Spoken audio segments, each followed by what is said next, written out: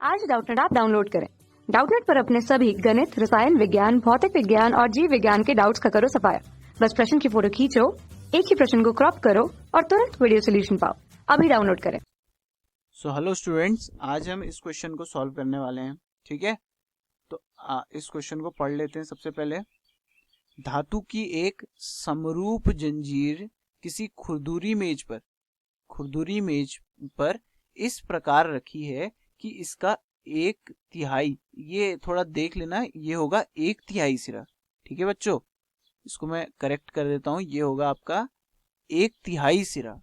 ठीक है, ये है 1/3,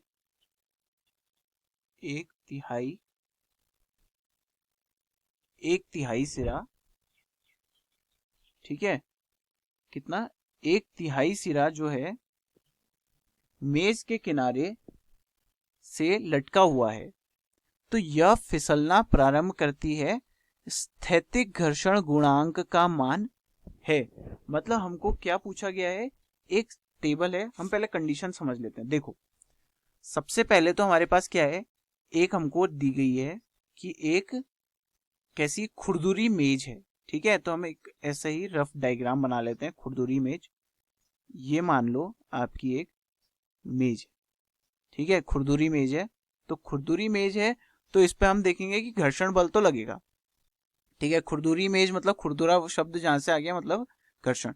अब इसके ऊपर एक जंजीर रखी है, समरूप जंजीर। समरूप जंजीर मतलब उसके हर भाग का जो द्रव्यमान है वो एक सा रहेगा। ठीक है, तो एक जंजीर बना लेते हैं फटाफट, ऐसे ही एक रफ डायग्राम। ठीक है, ये जंजीर हमने बना ली। ठीक है, इस तरीके से एक जंजीर का जो 1/3 सिरा है वो इस तरीके से लटक रहा है। ठीक है, तो ये हमने इस तरीके का कुछ डायग्राम है। अब जरा इसको समझो। देखो, जो ये इस अब हम करते हैं इसमें कि जो मान लेते हैं, माना कि जो जंजीर की लंबाई है, जंजीर की लंबाई जो है, लंबाई हम मान लेते हैं, लंबाई बराबर कितनी है, एल की। ठीक है, जंजीर की जो लंबाई बराबर है वो एल के है, एल के बराबर है मान रहे हैं हम। और द्रव्यमान भी मान लेते हैं। द्रव्यमान जो होगा, जंजीर की लंबाई हमने एल मान ली और द्रव्यमान हम मान लेते हैं, द्रव्यमान इसका बराबर मान लेते हैं एम की। ठीक है, कैपिटल एम। ठीक हो गया, तो हमने दो चीज देख ली यहाँ पे को कि जंजीर की जो टोटल लंबाई है, ठीक है, वो कितनी है, एल, और द्रव्यमान कितना है, एम। अब देखो सवाल में क्या दिया है कि इसका 1/3, कितना, 1/3 सिरा। 1/3 सिरा मतलब, अब जरा समझो, 1/3 सिरा मतलब क्या होगा कि ये जो लंबाई होगी, ये वाली, ठीक है, ये वाली जो लंबाई होगी आपकी, वो कितनी होगी, टोटल लंबाई का 1/3 हिस्सा। टोटल लंबाई आपकी एल है। देखो, टोटल लंबाई आपकी कितनी है, एल है, और इसका 1/3 करेंगे तो यानी गुणा 1/3, तो आपके पास कितना आ जाएगा, L/3। यानी जो ये जो लटकी हुई जंजीर है, ये जो लटकी हुई जंजीर है आपके पास, ठीक है, लटकी हुई जंजीर आपके पास कितनी है, 1/3 है पूरी लंबाई के। यानी कितना हो जाएगा, 1/3 पूरी लंबाई का हमने यहां से निकाल दिया, कितना आया, L/3। यानी जो ये इस वाली जंजीर, जो लटकी हुई जंजीर है, इसका जो मान होगा वो कितना होगा, इसकी लंबाई का जो मान होगा वो कितना होगा, L/3 होगा। ठीक हो गया, L/3 होगा। अब बची हुई लंबाई का जो बची हुई जो चेन है, जो टेबल के ऊपर रखी हुई है, मेज के ऊपर रखी हुई है, उसका जो मान होगा, उसकी लंबाई का जो मान होगा वो कितना होगा, जरा सोचो। ये है जो मेज के ऊपर रखी हुई है, ठीक है, ये मेज के ऊपर रखा हुआ भाग है, तो ये कितना होगा, जरा सोचो, खुद ही सोचो। अगर ये हिस्सा L/3 है तो ये कितना हो जाएगा, L में से L/3 घटा दो तो आपके पास कितना आ जाएगा, 2L/3। यानी जो ये मेज के ऊपर रखी हुई जो चेन है, इसकी लंबाई कितनी होगी, 2L/3। ठीक हो गया, इतनी बात सबके समझ आई है। अब जरा देखो, अब इसको मैं मिटा देता हूँ, ये आप समझ गए होंगे कि कैसे निकाला। ठीक है, अब लंबाई मेरे पास आ गई है। ठीक है, अब हमारे पास एक चीज होती है जिसको हम बोलते हैं एकांक लंबाई। ठीक है, द्रव्यमान एकांक लंबाई का जो द्रव्यमान निकालते हैं।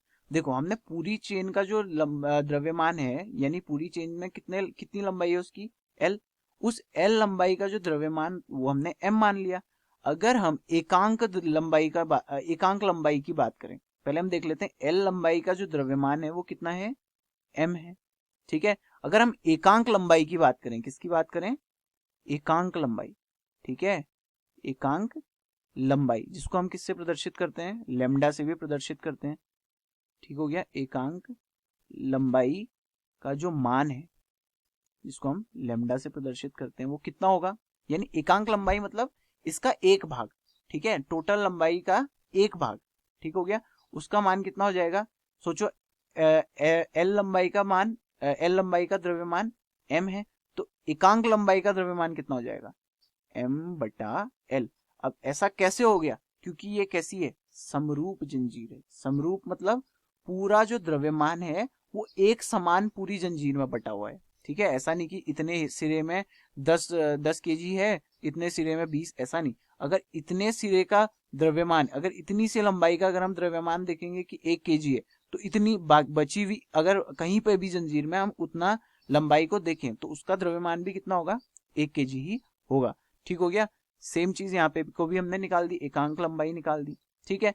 अब हम देखते हैं जो लटका हुआ जो चेन है, लटकी हुई जो जंजीर है, इसका द्रव्यमान कितना है। तो इसकी लंबाई देखो कितनी है, L/3, तो इसकी लंबाई कितनी हो जाएगी, एकांक लंबाई लेमडा गुणा L/3 हो जाएगा, L/3 हो जाएगा। तो ये कितना आ जाएगा, सोचो M/L इंटू L/3 बराबर हो जाएगा कितना, M/3, यानी L/3 लंबाई की जो द्रव्यमान है, L/3 यानी इतनी चेन का जो द्रव्यमान है, इतनी चेन का, ठीक है, ये इतनी चेन का जो द्रव्यमान है आपका, ये वाले हिस्से का, ये कितना है आपके पास, M/3, ठीक है। तो हमने इसका द्रव्यमान निकाल दिया, देखो कितना निकाला हमने, द्रव्यमान कितना आया इसका, M/3 आया, ठीक है। अच्छा ये कैसे किया है, ये समझ में आया। देखो ये सीधा वही चीज है, देखो एक कुरकुरे की कीमत 5 रुपया है, एक कुरकुरा यानी एकांक लंबाई कीमत 5 रुपया, ठीक है। तो 10 कुरकुरे की कीमत कितनी हो जाएगी, 10 कुरकुरे बराबर क्या हो जाएगा, 5 × 10, ठीक है। तो ये 10 की जगह हमारे पास कितना है, 10 की जगह L/3 है, और एकांक लंबाई हमारे पास ये है, ठीक है। तो हम जो भी हमारे पास यूनिट है, जितना भी हमने लंबाई ली है, उसको एकांक लंबाई पे मल्टीप्लाई कर देंगे, यानी गुणा कर देंगे, तो हमारे पास उतने भाग की लंबाई, उतने भाग का जो द्रव्यमान है वो निकल के आ जाएगा, ठीक है। चलो आगे को बढ़ते हैं। देखो यहाँ पे को हमने L/3 लंबाई का जो द्रव्यमान है वो तो निकाल दिया, कितना आया, M/3 आया, ठीक है। ऐसे ही हम क्या करेंगे, बची हुई जो चेन है, यानी इस वाली चेन का जो द्रव्यमान है, देखो इस वाली चेन का जो द्रव्यमान है हम ये भी निकालेंगे, इस वाली चेन का जो द्रव्यमान होगा वो भी निकाल देते हैं। देखो समझो क्या करना चाह रहे हैं हम, देखो जो टेबल के ऊपर वाली जंजीर है वो कितनी है, 2L/3 है, तो इसकी जो लंबाई, इसकी जो द्रव्यमान होगा वो क्या होगा, लेमडा गुणा L/3, ठीक है।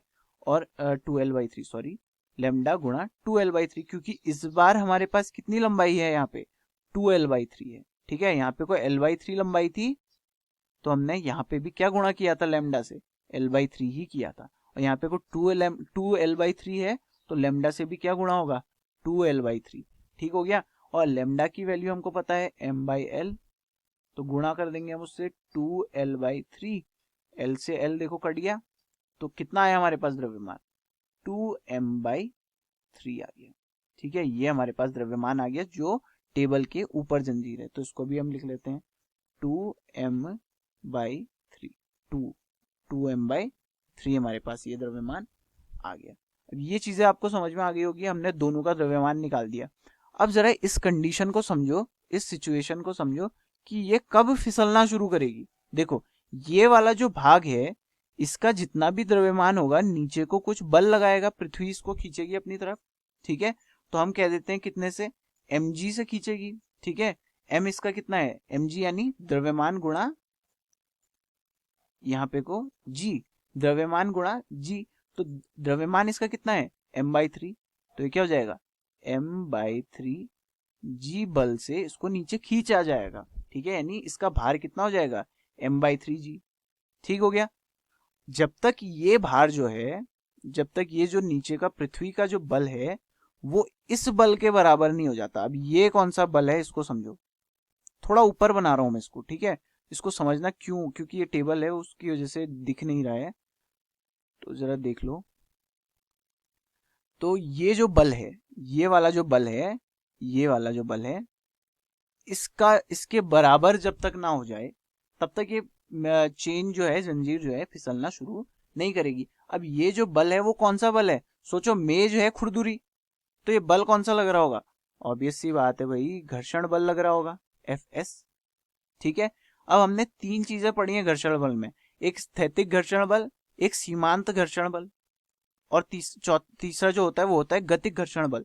तो अभी जब तक मान लो अभी जो ये बल है F, ठीक है, F जो पीछे को लग रहा है, अगर ये क्या है ज्यादा हो गया m/3g से, यानी जो नीचे को लग रहा है बल, तब तक ये चेन हिलेगी नहीं क्योंकि पीछे को लग रहा है ये बल। ठीक है, अब क्या होगा, अगर ये बल F के बराबर हो जाए m/3g, ठीक है, अगर ये बल इसके बराबर हो तभी ये क्या होगा फिसलना शुरू करेगा, और इस मान को, घर्षण बल के उस मान को हम क्या कहते हैं सीमांत घर्षण बल। ठीक है, क्या कहते हैं उसको सीमांत घर्षण बल। तो हमारे पास ये वाली कंडीशन आ जाएगी F बराबर m/3g। तो इसको जैसे हम सॉल्व करें, ठीक है, इसको अगर हम सॉल्व करेंगे तो देखो हमको क्या मिलेगा, देखो इसको जैसे हम सॉल्व करें तो हमारे पास क्या आएगा, F ये जो सीमांत घर्षण बल है इसका मान आपको पता ही होगा, सीमांत घर्षण बल का मान क्या हो जाता है μs मतलब स्थैतिक घर्षण गुणांक, स्थैतिक घर्षण गुणांक, जो हमको वैल्यू, जिस चीज की हमको मान निकालना है, जिस चीज का हमको मान सवाल में निकालना है। F लिमिटिंग जो होता है वो होता है μs गुणा n। अब ये n क्या होता है जरा समझो, n होता है अविलंब प्रतिक्रिय बल। अभी अविलंब प्रतिक्रिय बल क्या होगा, एक जंजीर जो है, जंजीर क्या होगी, नीचे को इस पे एक बल लग रहा होगा पृथ्वी द्वारा, तो इसको जो है बैलेंस करने के लिए क्या होता है, मेज भी इस चेन पे क्या लगाएगी, एक अविलंब प्रतिक्रिय बल लगाएगी। ये रहा आपका अविलंब प्रतिक्रिय बल, इसको आप n से दर्शाते हो। ठीक है, इसको आप n से दर्शाते हो। ये हमेशा किसके बराबर होगा, ये नीचे लगने वाले बल के बराबर होगा। ठीक है, अभी नीचे लगने वाला बल किसके बराबर होगा, फिर से द्रव्यमान गुणा g। ठीक है, द्रव्यमान कितना है इसका 2m/3 गुणा g। तो n और ये वाले बल का मान बराबर होगा, तभी ये जो चेन है ये ऊपर नीचे नहीं हिल रही है, ये आगे पीछे खसकेगी ना। क्यों, क्योंकि ये वाला बल और ये वाला बल क्या है आपस में बराबर है। तो n का मान हमने सीधे सीधे ये रख लेंगे, ये 2/3 mg रख देंगे। ठीक है, अब देखो सॉल्व करना आसान हो गया। ठीक है, F जो ये है घर्षण बल, उसका मान हमको पता चल गया μs इंटू n, ये किसके बराबर होगा m/3g के, m/3g के। ठीक हो गया, n का मान हमको पता है, n का मान हम अभी ऊपर हम देख के आए हैं कितना होगा 2m/3g, ये बराबर हो जाएगा m/3g। अब जरा देखो क्या करना है, अब तो सीधा सीधा सॉल्व करना बच गया। देखो यहाँ पे को हमको क्या करना पड़ेगा, देखो इधर भी g है, इधर भी g है, कट जाएगा। ठीक है, इधर भी m है, इधर भी m है, कट जाएगा। इधर भी 3 है, इधर भी 3 है, कट जाएगा। तो हमारे पास बचा क्या, μs गुणा 2 बराबर 1। ठीक है, यहाँ तो सब कट गया। ठीक है, कट गया तो क्या बचा 1। अब ये 2 इधर चले जाएगा, तो हमारे पास μs का मान कितना आ जाएगा, μs बराबर 1/2। तो ये हमारे पास सवाल आ गया, जवाब आ गया हमारे सवाल का। जो स्थैतिक घर्षण गुणांक है उसका मान कितना आ गया 1/2, या इसको आप कह सकते हैं 0.5। ठीक हो गया, ये आपका आ गया आंसर। ठीक है, धन्यवाद। कक्षा 6 से 12वीं से लेकर नीट, IIT, JEE वो एडवांस के लेवल तक 1 करोड़ से ज्यादा छात्रों का भरोसा। आज ही डाउनलोड करें डाउटनेट ऐप या व्हाट्सएप करें अपने सारे डाउट्स 8400 400 400 पर।